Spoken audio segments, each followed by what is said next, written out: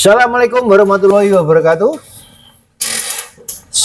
Seorang lagi kepala daerah kena OTT KPK.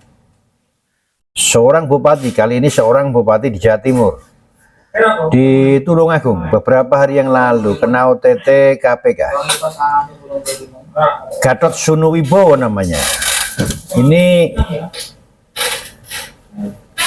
korupsi modus baru. Ya, korupsi modus baru.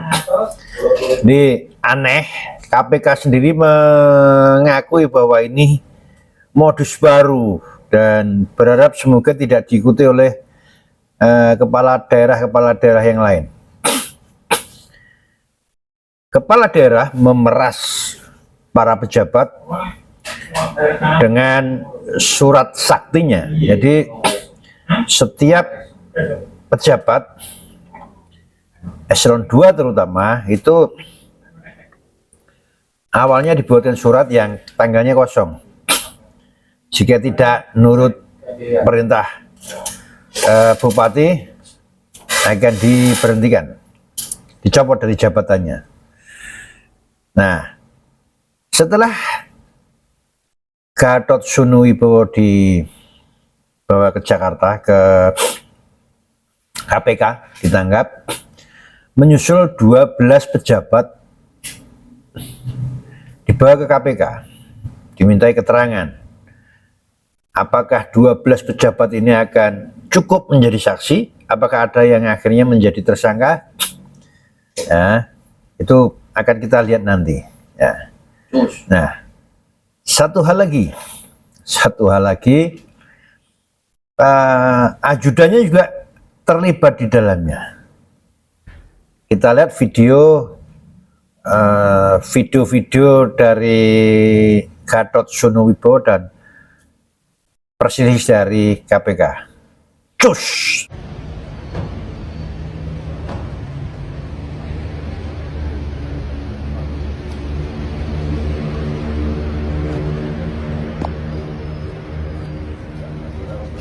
Bisa disampaikan Pak untuk masyarakat Tulungagung Pak, ada yang mau disampaikan Pak?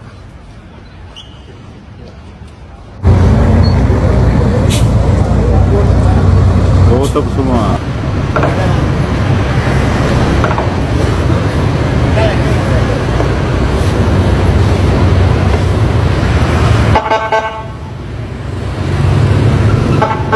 Kasus pemerasan Bupati Tulungagung, Gatot Sunuwibowo ngebuka fakta baru. Sejumlah kepala OPD disebut sampai harus pinjam uang, bahkan pakai dana pribadi buat memenuhi setoran bupati. Situasi ini dinilai berbahaya karena bisa memicu korupsi baru di lingkungan Pemda. Mulai dari pengaturan proyek sampai gratifikasi demi nutup setoran. Dalam perkara Tulungagung ini, kami juga menemukan fakta bahwa untuk memenuhi permintaan bupati, sebagian OPD bahkan sampai meminjam dana hingga menggunakan uang pribadi. Ya, tindak pidana ini bukan tidak mungkin akan membuka modus baru seperti pengaturan proyek dan gratifikasi untuk mengumpulkan uang yang dibutuhkan oleh para pejabat OPD untuk disetorkan kepada para bupati.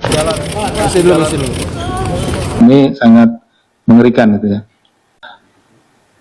Kalau di kami ya sejauh ini temuan baru gitu ya.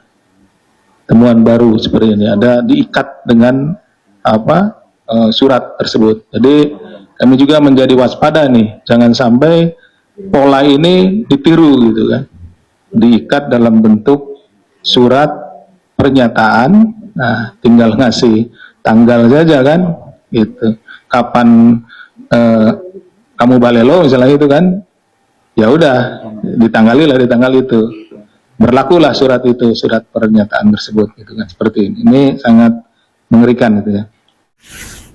Nah, sudah jelas gamblang, setiap kali bupati minta sesuatu kepada para pejabat wajib hukumnya untuk memberikan, karena sudah ada surat yang ditandatangani oleh pejabat. Jika tidak mengindahkan perintah bupati, maka akan dicopot dari jabatannya. Itulah repotnya kalau seorang pejabat takut kehilangan jabatannya. Jangan pernah takut lepas dari jabatan. Ya. Ini termasuk saya ini nggak boleh takut kehilangan jabatan. Karena saya belum mempunyai jabatan. Dan anehnya 12 pejabat itu semuanya takut. Tidak semua sih, ada beberapa yang nggak masuk dalam daftar KPK. Ada beberapa pejabat yang tinggal di Tulungagung, tidak bawa ke KPK, dan itu yang betul. Mereka mungkin nggak takut kehilangan jabatan, tidak mengindahkan perintah bupati. Remehnya lagi, di SW itu beli sepatu aja yang membelikan pejabat, minta. Ya, pejabat diperas. Mestinya logikanya kalau pejabat diperas oleh kepala daerahnya, ya tentu saja pejabat itu akan korupsi di instansinya atau melakukan markup kegiatan-kegiatan yang ada di kegiatan kedinasan. Jadi tambah satu lagi kepala daerah yang kena OTT. Semoga OTT ini berjalan terus.